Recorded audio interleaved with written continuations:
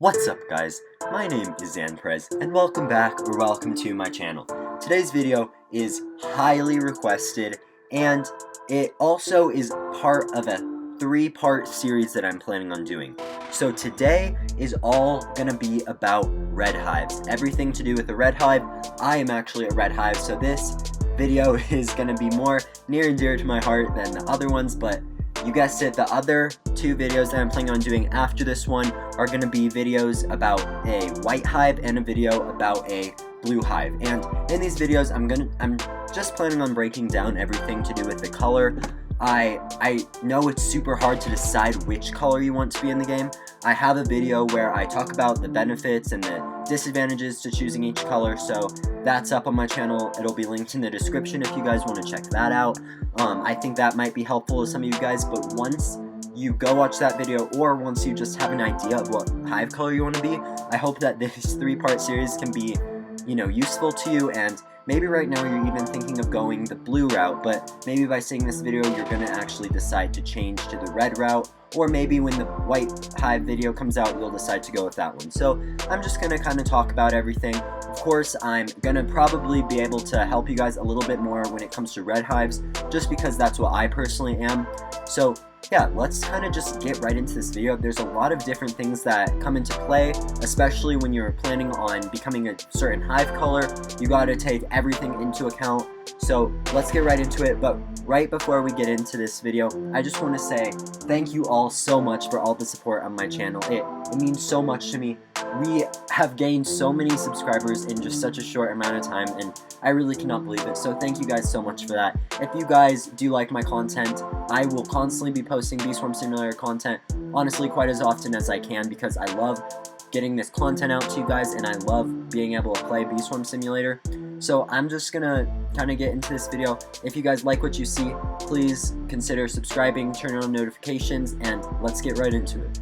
So kind of like I said, there are so many key factors that go into deciding your hive color. So once you do that, then say you're narrowing down all your options and you finally decide to go with the red hive. So if you did decide to do that, then you've come to the right video, because that's what we're going to be talking about.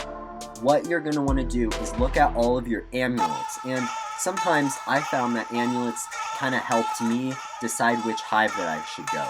So I personally had a lot of amulets that had boosts on it with red pollen, and I also had a bunch of amulets that had white pollen boosts. And these are going to be the type of boosts that you want on your amulets, especially if you're going to go the red route.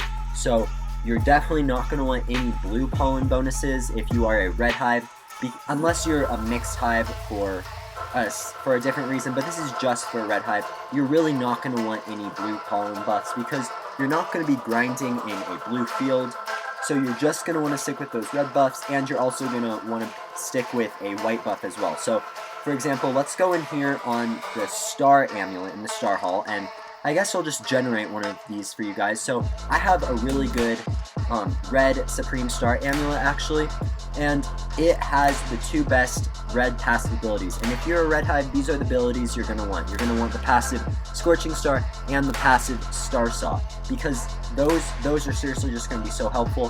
However, it is so hard to get a double passive, and let alone get a double passive, but also this combination of Scorching Star and Star Saw, it's going to be extremely hard. On this amulet, you're also going to want some red pollen on it, which I don't have. But I guess when I'm looking at these amulets, you're going to want, if for a red hive, you're going to want at least Scorching Star. The ultimate goal is to get the Star Saw at the end, but you're going to want at least Scorching Star. You're going to want to get instant conversion, you're going to want to get convert rate, capacity, and you definitely want to make sure that you get just all of those buffs. Instant conversion is so important. But yeah, on top of that, you're also going to need to get this Demon Mask, and this Demon Mask can be super difficult to get, but it's going to be essential. So you're going to need 500 stingers and 100 glue, which is pretty difficult, and there is an easier way to get glue. If you guys have unlocked the gummy area, then every day you're going to want to go in, and every 21 hours you can go and collect yourself some glue from the glue dispenser in the gummy layer, which is really great. Once you have a high enough badge, you get 5 every time. I get 5 every time that I collect this. Every 22 hours, sorry, I think I said 21. But every 22 hours, which is really good. And yeah, you're definitely just going to want to make sure that you can stay on top of that, be claiming your glue every day to save up for this mask. And also, vicious bees spawn all the time during nighttime cycles, so you're going to want to make sure that you go look around the fields during nighttime to try to get those stingers to get that mask, because it's going to be so helpful. And the next thing that I'm going to be talking about is the sick bug amulet. So I'm going to be quite honest here, I have never been the biggest fan of sick bug, and I don't know why exactly, because stick bug is a really cool concept in this game.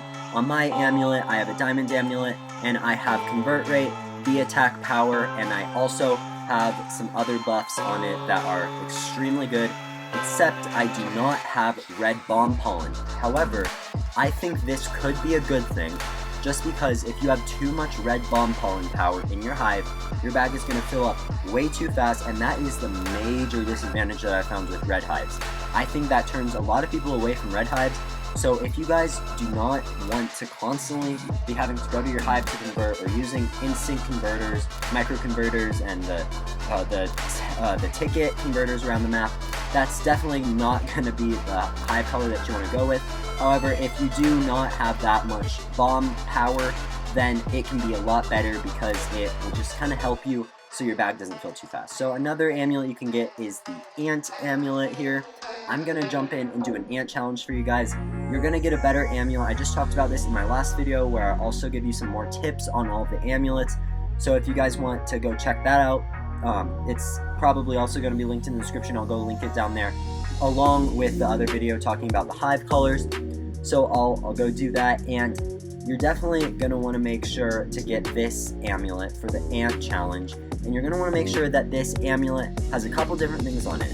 You're going to want to make sure that it has critical power. You're going to want to make sure that it either has critical chance or pollen buff on it, and you're going to want to make sure that the 2 pollen boosts at the end of it usually has 2 pollen boosts, and I found that those can be a combination of any of the colors, so it can be a red pollen boost, a white pollen boost, or a blue pollen boost, and those will all kind of vary depending on your ant challenge, and there's no way to guarantee a certain amulet, so it's good to once in a while just jump into the ant challenge and try to get the best score that you can, so you can generate a new amulet if it's a good one.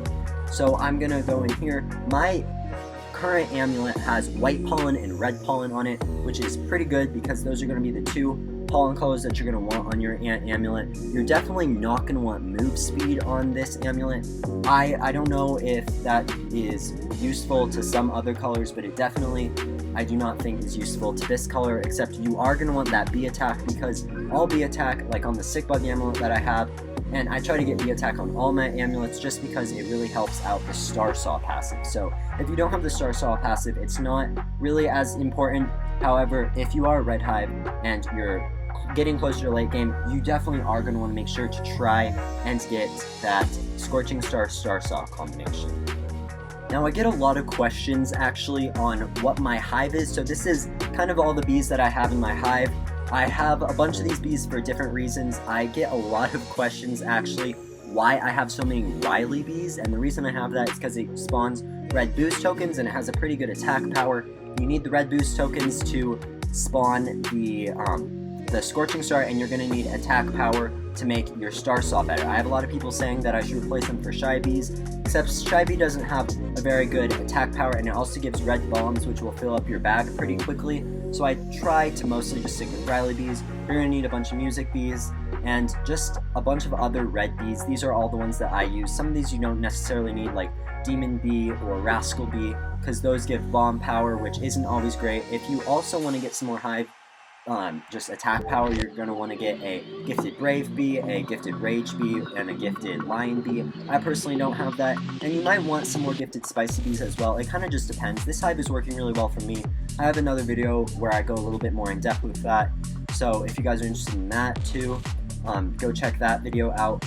But that's kind of my hive. It costs me, I would say, a little over $1 trillion to get this hive, and that does not include all of the gifted bees that I got. It has been a slow process making all of these bees gifted, and it's hard to get a bunch of gifted mythic bees, so that definitely is going to be a long-term goal for some people, but it is a very expensive hive to get, along with all the certain hive colors, just because of all the mythics that it requires and everything like that. So I hope that you guys found this video to be helpful to you.